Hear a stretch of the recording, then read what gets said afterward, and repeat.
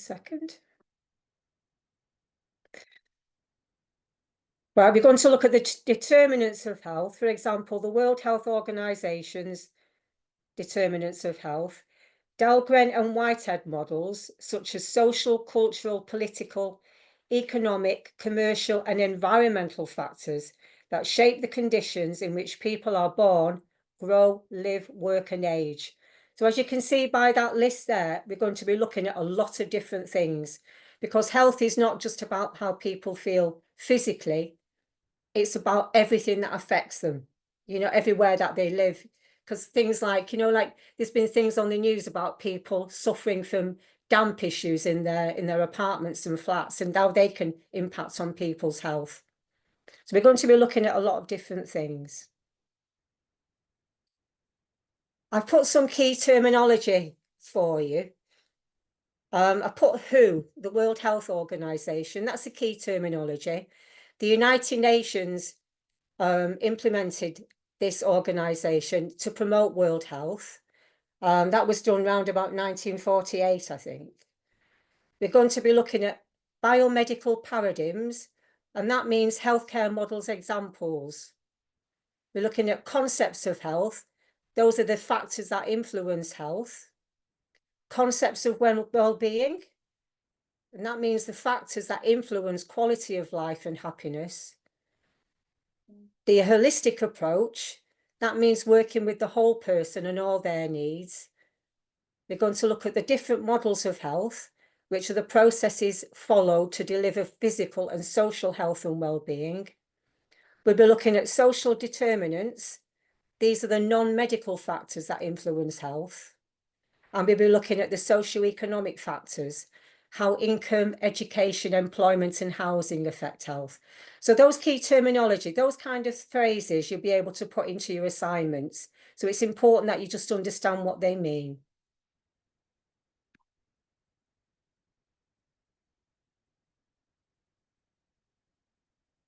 Now, it might be useful for you to actually watch a little video on this.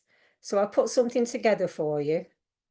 There's lots of different examples on YouTube of this kind of thing, but I put a little short one on there for us to watch together. It's only a short one for a couple of minutes. Can you see my screen?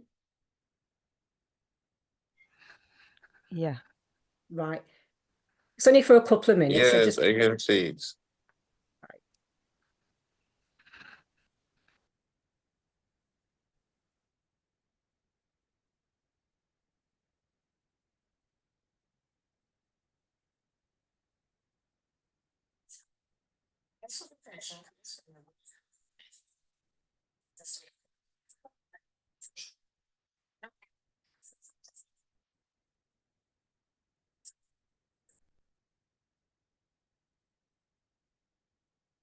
That's fine.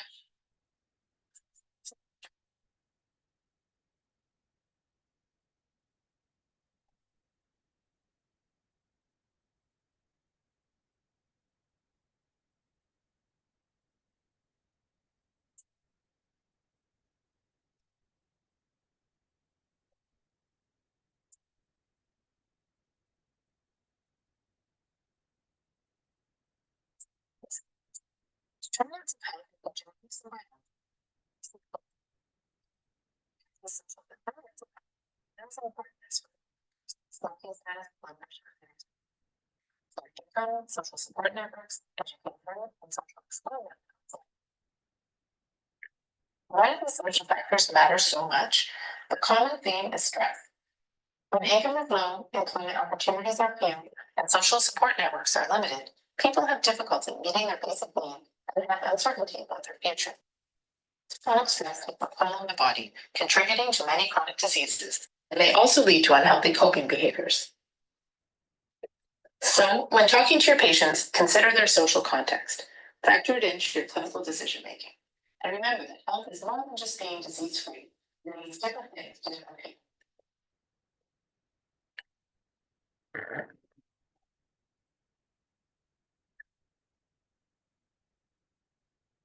Did that make sense to you? Yes, it does. I think it's just a very brief example, but I think it's a good example. But if you wanted to watch anything more, there's loads of different examples on YouTube. Okay. Now then, for point 1, analysing theoretical models and definitions of health, ill health and disability. Right, in this section, we're going to look at the various theoretical models and the definitions concerning the health, ill health and disability. First of all, we'll look at the medical model of health. And what it says here is health is often viewed as the absence of disease or infirmity. So health is just seen as somebody being healthy.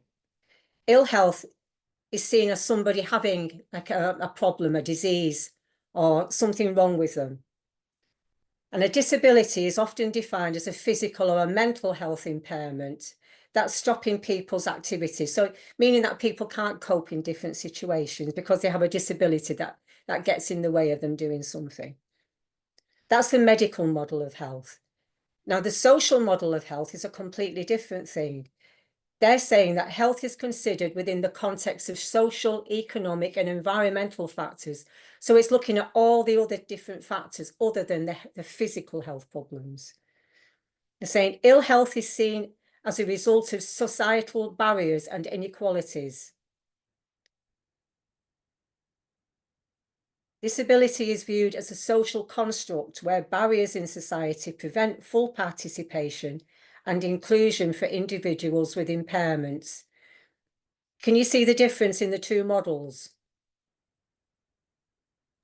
The medical model purely looks at the physical health and the idea of somebody being physically unwell, whereas the social model looks at all the other factors that impact on somebody's health. Like in the video there, it's like if you've lost your job, you've got stress, and stress can lead to other kinds of physical health problems. But stress itself has a big bearing on somebody's physical health because it stresses you out so much that you don't know how to cope in different situations. Or where you live might not be a good factor for your physical health.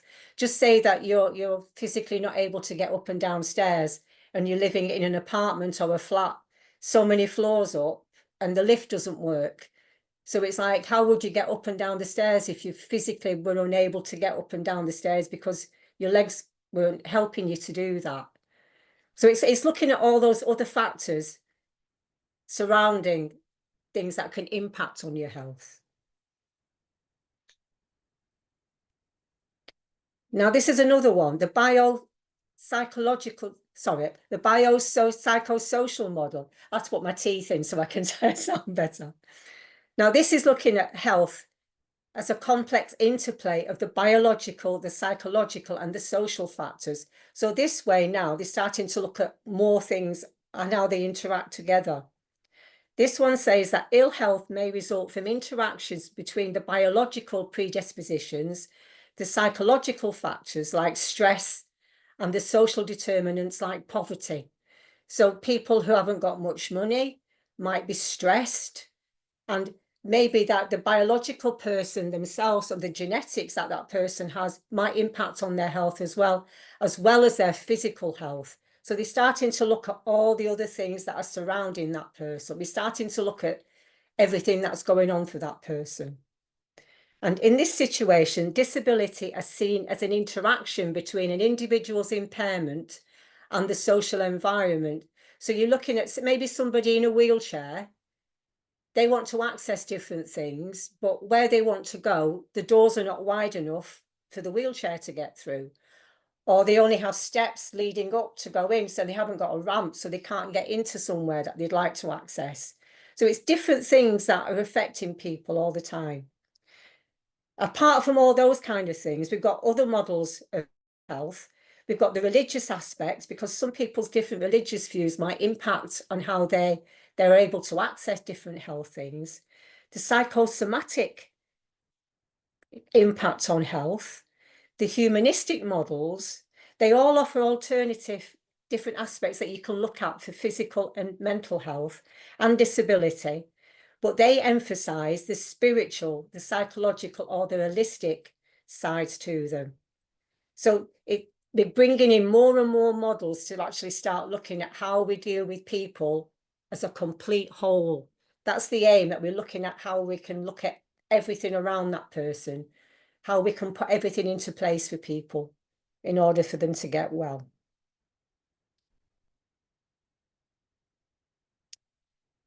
Right, each model offers unique insights into the understanding of health and illness. So you can see how they all offer a different viewpoint. They highlight different aspects. So they're looking at the biological, the social, or the psychological factors. They're looking at all the different ones.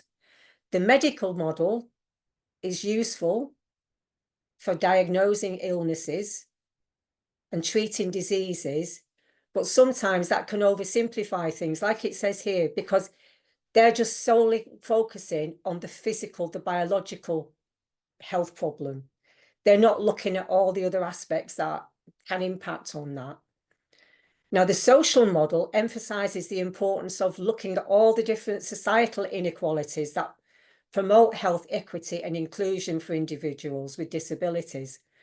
So the medical model looks at all the physical health needs, looking at the way the NHS deals with that, looking at just how medicines can impact on people's health, where the social model looks at everything else that's surrounding that, like where people live, what's going on, have they got family support, are they isolated, have they got enough money to get to different appointments, what are the other stressful things that people are experiencing that are impacting on their physical health. The biopsychosocial model provides a holistic approach, and that recognizes how all the different models, they interact with each other. So the biological, the psychological and social factors, they all get together into shaping health outcomes. They all work together to shape how people can get well, or you can deal with their illnesses to make them feel better. It's important that you understand the theoretical models, because these can inform the healthcare practices. They also impact on the policies and the interventions. And these are all, when you do about the health promotions, these are all the things that they look at in promoting health and well-being across all the different populations.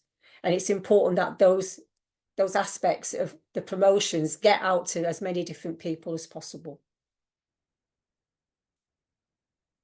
Right, to conclude that first part, and it says here, analysing theoretical models and definitions of health, ill health and disability allows for a nuanced understanding. Nuanced, have you come across that word before, nuanced? It means like a new understanding of these concepts. It highlights the multifaceted nature of health and the importance of addressing social determinants and inequalities in promoting overall well-being. And like it says here, by embracing a holistic perspective that considers the biological, the psychological and the social factors, we can work towards creating healthier and more inclusive communities. The important thing to take away from it is that there's no one size fits all. All these different models are all good, but if you can bring them all together, then that creates that more holistic viewpoint where we can look at the whole person on all the different aspects that are affecting that person. Are you okay with everything up to now, so far? Yes, I'm okay. Yeah, I'm okay. Yeah, that's fine. Well understood. Right, good. It's about making sure that you look at everything around that person. It's not just, you can't just take a person and say, oh, that person's got a headache, let's deal with the headache. It's like, okay, they've got a headache, but what's causing the headache? It's about looking at everything.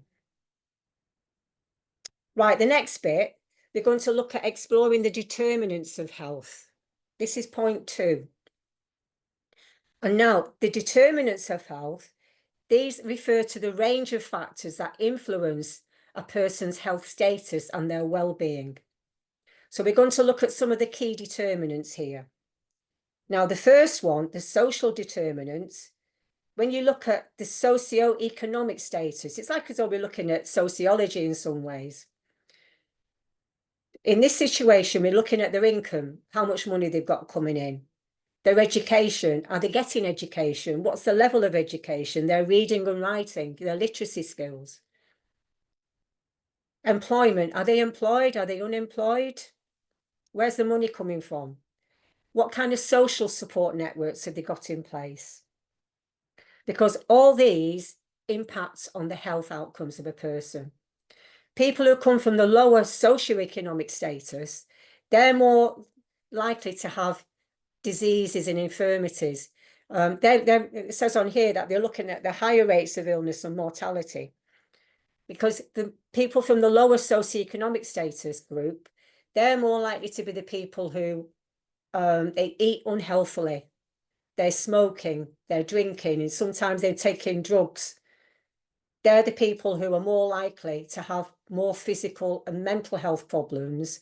And like it says on there, their rates of mortality are more likely to be earlier rather than later. People are more likely to die from all the associated problems around that, rather than somebody who comes from a higher socioeconomic group.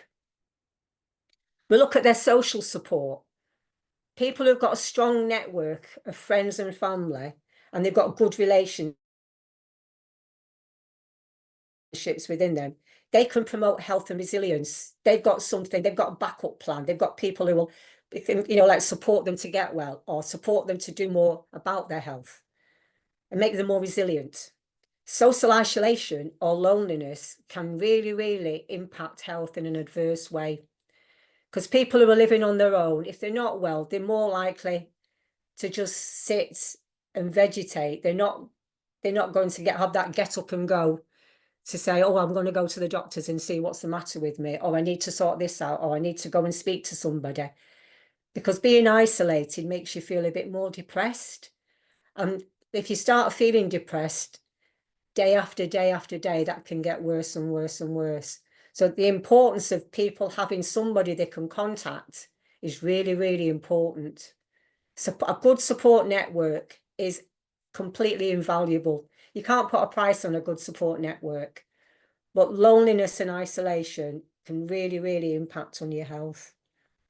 And the cultural factors, cultural beliefs, especially in religion, that can have a really, really big impact on your health, and the different practices within that. So the cultural beliefs, the practices, and the norms within that, they all influence health behaviours and access to healthcare, and also perceptions of illness. Because in some places, how people have been brought up to believe in different things, like in some communities, they practice FGM, and FGM is, it's an illegal practice, especially in this country. But even now, so many girls are sent out, to other countries to have that practice done on them. And that's because it's a cultural belief. And it's really hard to break down sometimes these cultural beliefs and practices. But that FGM is a really good example of that. Sorry. Is what FGM? Sorry, FGM. Have you not heard of FGM before? No. It's female genitalia mutilation. Okay. Yeah, I know I know. about As it. soon as you actually mention it, you think, oh yes. But it's one of those things that it's a good example to use as something that impacts from the cultural aspect, because it still goes on now. It's something that's been going on for a long, long time, and it's still is. And trying to get people to stop believing that should happen is very difficult. That's where you get into these promotions, the health promotions. And when you say about it's difficult to get into some particular areas and groups, it's really important to get that education across to people that it's not the best thing to do for people. And actually, in this country, it's illegal. But I mean, even in some practices, especially I think in the Muslim society, it's like sometimes if a woman's not well, the husband will go with the woman to see the doctor, and they won't allow the woman to be seen by a male doctor. It's got to be a female doctor. And sometimes there might not be a male doctor available. A female doctor available. And so that can slow down somebody getting health as well.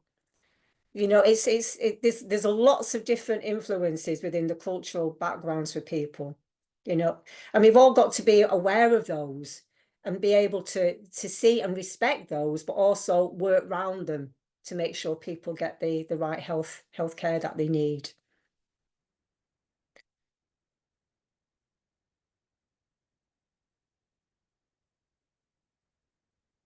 Right, we're looking at now at the environmental determinants.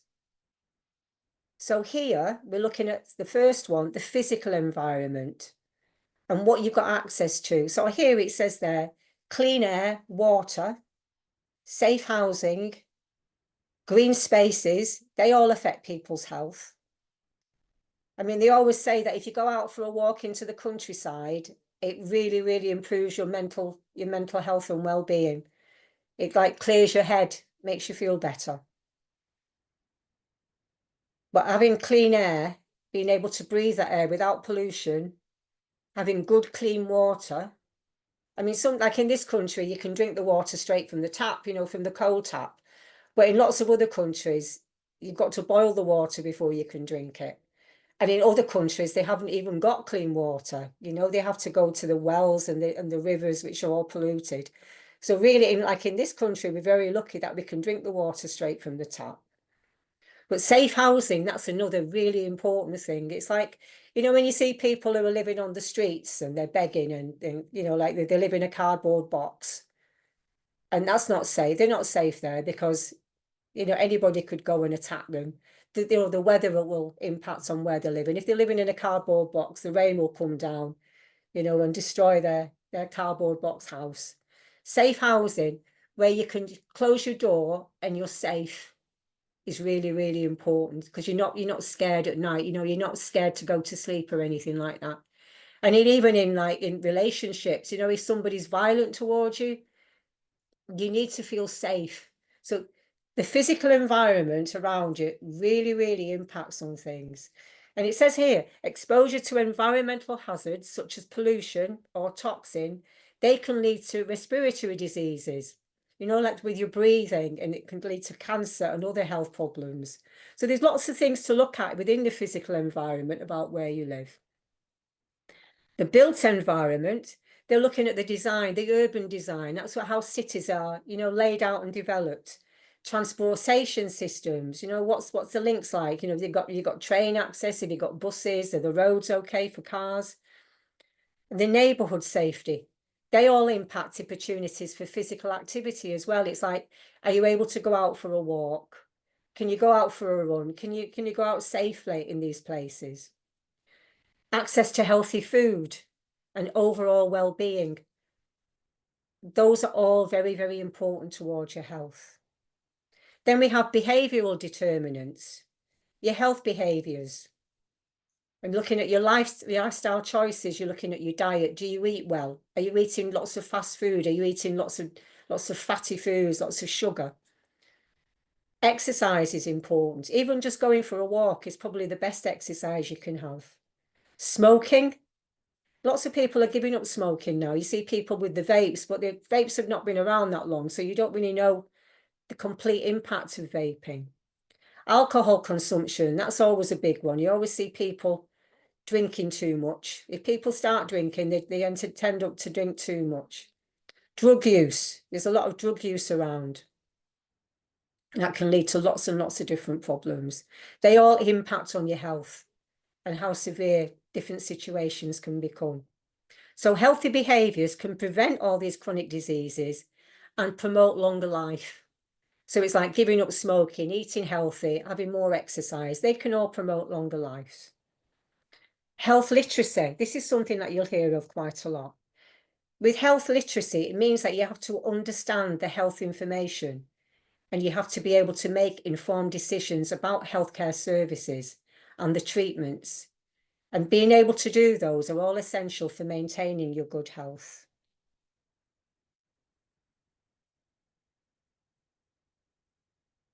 Biological determinants there, genetics, what you've inherited from your family, from your friends. Genetic factors, they influence susceptibility to certain diseases, like sickle cell. I know that's an inherited disease. It's a genetic thing. Sometimes they say with breast cancer in women, if it can follow down from, you know, grandmother to mother to daughter, you know, and people, you hear people are trying to get preventative treatment for those things sometimes. It's like, you know, your genetic factors influence sometimes how you look. You know, when people say things like, oh, you look like your mum, you look like your dad, you look like your uncle. Those are the genetics there. Family history and genetic predisposition, can increase the risk of developing specific illnesses and diseases. So it's important that you're aware of your family history for things. Your age and your sex. By sex, I mean male or female. The biological factors such as age and sex can affect health outcomes and healthcare needs. And like it says here, women and men may experience different health challenges throughout their lifespan. Like at different ages, you might be more prone to something. They always say for a man, from the age of 50, you should start having different tests to make sure, like, especially like your prostate should be always start to be checked to make sure that's healthy when you get to the age of 50. That's something that they always say for men. For women, it can be so many different things, especially as they go through like childbearing years. But it's always important that people are aware of the different things that can affect them to make sure that they get, you know, health checks throughout their lives.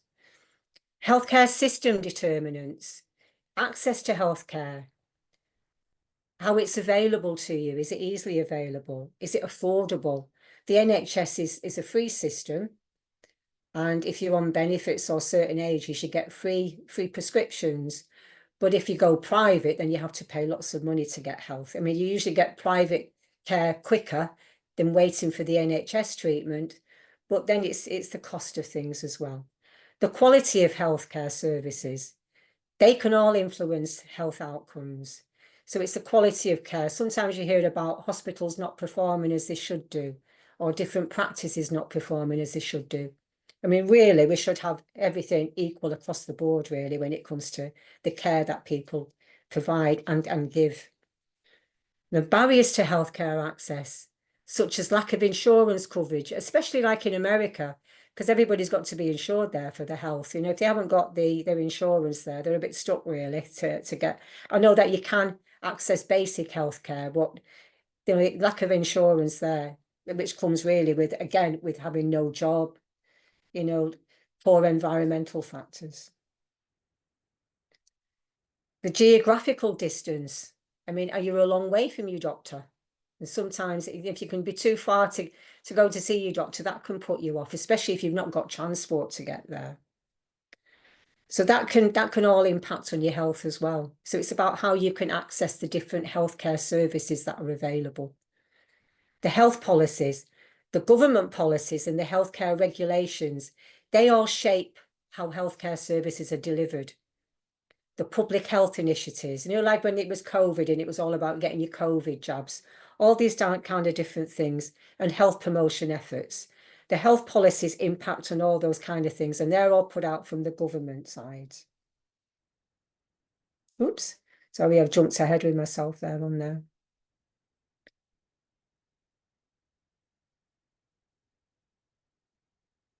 Oops. I don't know what I did there, but I just pressed on something and it just all disappeared in front of my eyes. Right, here we go, sorry. Something just went wrong with my computer. I'll go through them just to make sure that I've not lost anything.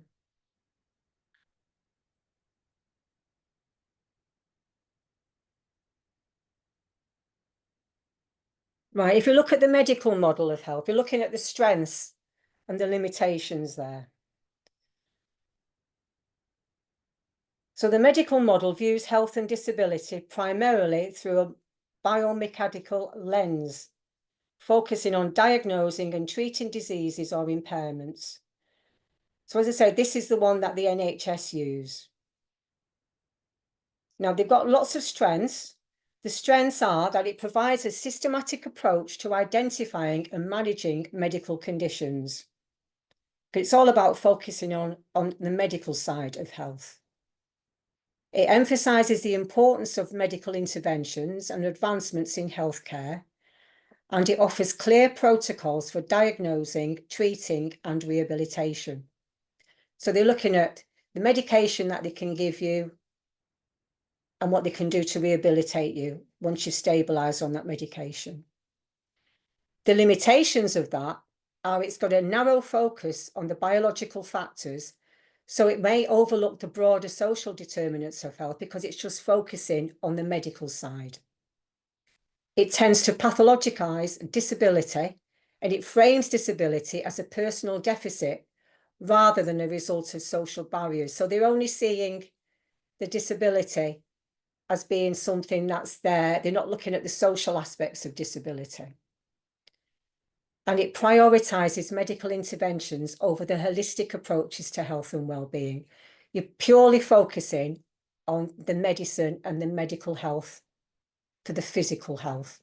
You're not looking at anything else there.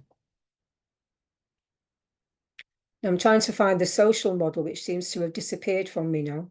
Just bear with me a second.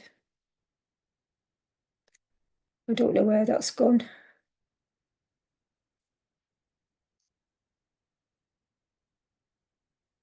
Everything just seemed to jump in front of me before.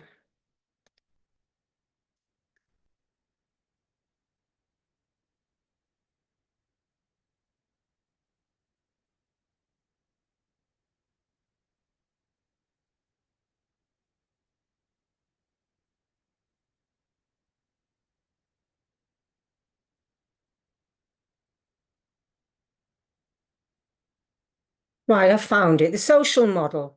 Sorry about that. I don't know what happened to my computer. I'll have to sort that out to make sure it doesn't happen tomorrow. The social model, now that is purely looking at other things other than the physical side. So the strengths of that model, they highlight the impact of the societal barriers and inequalities on health outcomes. So they're looking at the other aspects. It shifts the focus from individual deficits to look at the systematic issues, advocating social justice and inclusivity.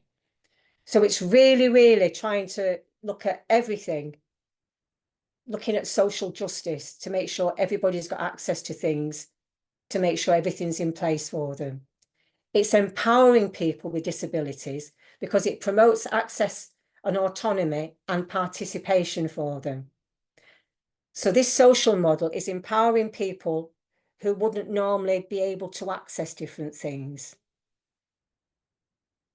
The limitations are that it risks overlooking the importance of the biomedical aspects when it addresses the health conditions. So this is not looking at the medicine that you can get for looking at health. It's looking at all the other aspects. So it's like it's looking at the complete opposite end of the medical model.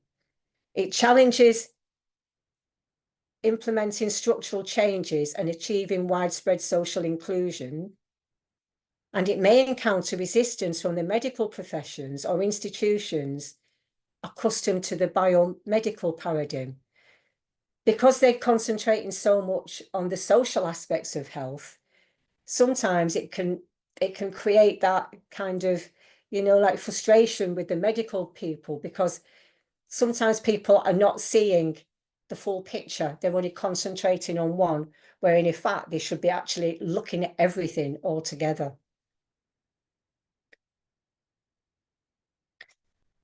Right, in evaluating this, both models offer valuable insights into understanding health and disability, and they emphasize different dimensions and prioritize. So you can see that one looks at one and one looks at the other. So they're both very, very good, but it's about bringing them together. The medical model's strengths lie in its efficacy in diagnosing and treating medical conditions, while the social model's strengths lie in its emphasis on social justice and inclusion. So they both have strengths. They've got the medical conditions, and then we've got the social conditions. They've both got the strengths in what they're doing. Integrating elements of both models can lead to a more comprehensive and holistic approach to healthcare. That's why we need to bring them together. And then it will address the biological, the psychological, the social, and the environmental aspects of health and disability. So when you talk about like working in health and social care, you talk about working with that person and you're looking at person-centered approach to working with that person. And here it says, in practice, a person-centered approach that considers individual needs, their preferences, and their experience. And they say it's essential in recognizing how it interacts and they connect together and bring those two models together to shape health outcomes. Does that make sense?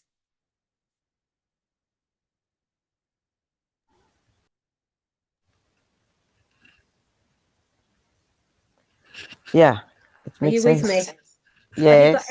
Have you got any questions on anything? Yeah, it makes sense. For now, I don't have any questions. The only thing I have is that it's not showing on the, I mean, the modules are not showing. So maybe you can send it to the, The model, the different models, the different yes, model the different modules. They are not sure. I mean, as you are speaking, I expected to be seeing it on the, on the presentation. Let me well, just go. yeah, from the Let me go screen, back. but it's not showing. Right, let me go back through the presentation and I'll find the different ones that talk about it. Just bear with me while I go down through each one No of them. Okay. Just Okay. bear with me. Just bear with me. Because they are on there. Right, the medical model. Can you see that screen there? No, I can see it. You can You see can that see one. the screen. Yeah, the medical model. Okay, you can see the screen. Is it not this? But the screen is the last video you played, It's just the last right? video. All other things we cannot see. Yeah, You the can't- last you can't- video you played. Yeah. Can you not see that one there that I've got there? The medical Oh, model there. no, we can't No, see this no, we one can't you're see talking about. anything. It's just the last video we can see. Right, he's saying on here, right, just bear with me while I just try and get it up in a different way. Just bear with me. Okay. Okay. Let me try and do it in a different way. Let me get rid of that. Just bear with me while I try again. Right, can you see that? No, no. The Nothing medical, is coming forth apart from that last video. No, you can't see that at all. no. Right, just bear with me again. Let me try and bring it up again in a different way.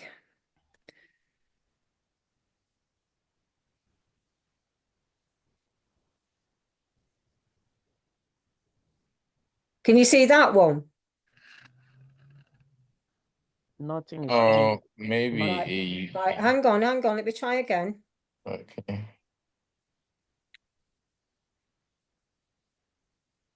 How about that? Okay, it has come up. Yes. It's Got up it, now. you got it.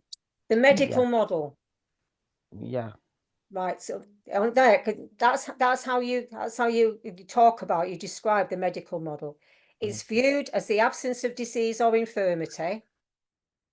Ill health is seen as the presence of disease or impairment, and disability is often defined as a physical or mental impairment that limits one's activities. So the medical model, that's the one that's used by the NHS. Sometimes you might hear it referred to as the biomedical model.